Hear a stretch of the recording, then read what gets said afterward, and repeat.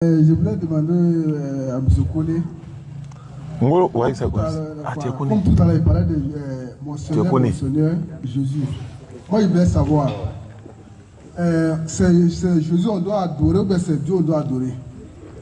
Si c'est Jésus, comment on doit faire pour adorer Jésus? Si c'est Dieu, Jésus aussi adorait qui? Question. Qui on doit adorer? Jésus ou Dieu? Si c'est Jésus, Jésus aussi adorait qui? La question qu'il a posée est une question qui doit être traitée en large pour y arriver à ce bout. Cette question peut être suspendue. Merci. La question est suspendue jusqu'à nouvel ordre. La question est suspendue jusqu'à nouvel ordre. Attendez quelque chose dans la Bible ce soir-là. On accusait les musulmans de ça, que les musulmans sont des barbares, ils sont terroristes, tout ça là. Et dans la Bible aussi, il y a l'habitation. Dans la Bible aussi, si ton enfant ne respecte pas, un enfant ne respecte pas les parents, on doit l'éliminer. Donc vraiment, je ne sais pas si le christianisme aussi est terroriste ou barbare comme les musulmans aussi. Merci beaucoup. Merci beaucoup. Vous savez que vous avez deux types de livres qui composent la Bible. C'est l'Ancien Testament et le Nouveau Testament. Et tous comportent des commandements. Vous avez dans l'Ancien Testament, Dieu avait ordonné au peuple, si quelqu'un t'enlevait l'œil, on enlevait aussi son propre œil. Si quelqu'un te casse les pieds, ce dernier qui a cassé, on cassait son pied. Si quelqu'un a tué, il était question de le tuer aussi. Donc, quand Jésus est venu, Jésus a dit non, cela n'est plus. Si quelqu'un t'a giflé à la joue, tant lui le sait dire que tu n'as pas à agir. Laisse Dieu agir à ta place. Donc le barbarisme dans le christianisme n'y est pas. Non, ma question n'a pas été répondue. Ma question n'a pas été répondue. Je voulais savoir pourquoi il y a l'habitation dans la Bible et puis il y a un enfant impoli, on doit le tuer. Pourquoi vous ne dites pas ça à vos fidèles? Et pourtant ça est dans la Bible, mais pourquoi vous ne prêchez pas ça à vos fidèles? Ce n'est pas l'enseignement qui a manqué, ça se dit toujours.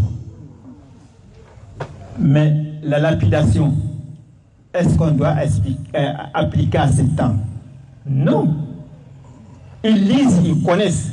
Mais la lapidation n'est pas à nos jours. Il y a bien dit que Jésus a dit, ça c'est aboli. On ne doit plus tuer, on ne doit plus faire tant. Laisse Dieu agir.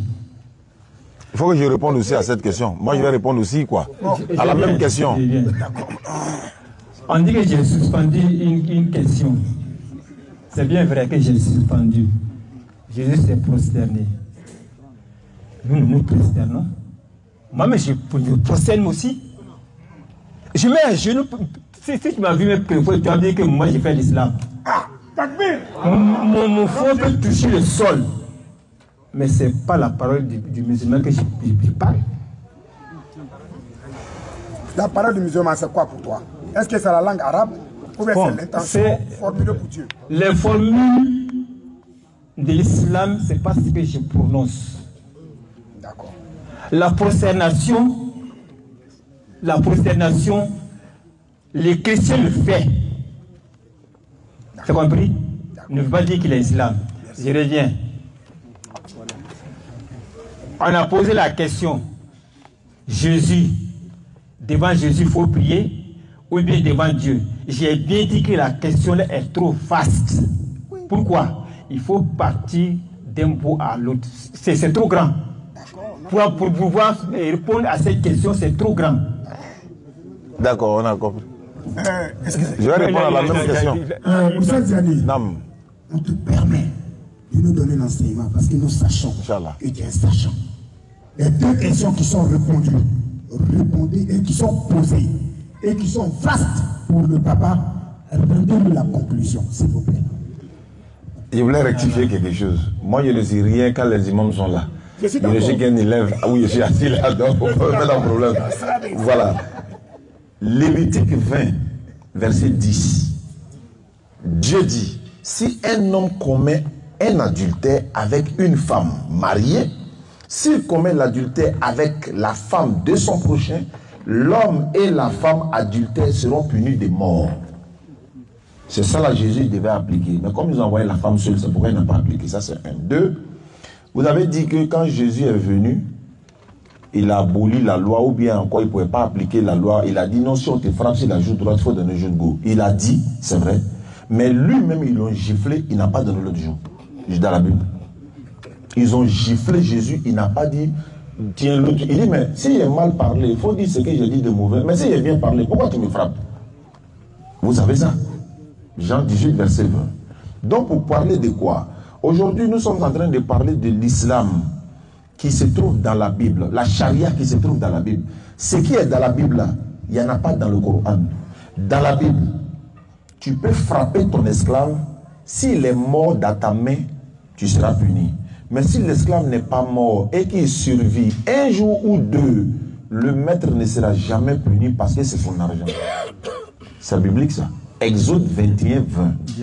Et puis le verset 26 de Exode 21 dit, si un homme frappe son esclave, femme ou homme, ou bien encore homme ou femme, et puis casse son œil, c'est le prix de sa liberté. Tu le mets en liberté. Bah, pourtant, vous traitez l'islam de, oui, esclavage, il traite ceci, cela. C'est dans le Coran, Allah il dit, tu peux marier ton esclave. Mais dans la Bible, on dit, si tu la frappes, tu casses son œil, c'est le prix de la liberté.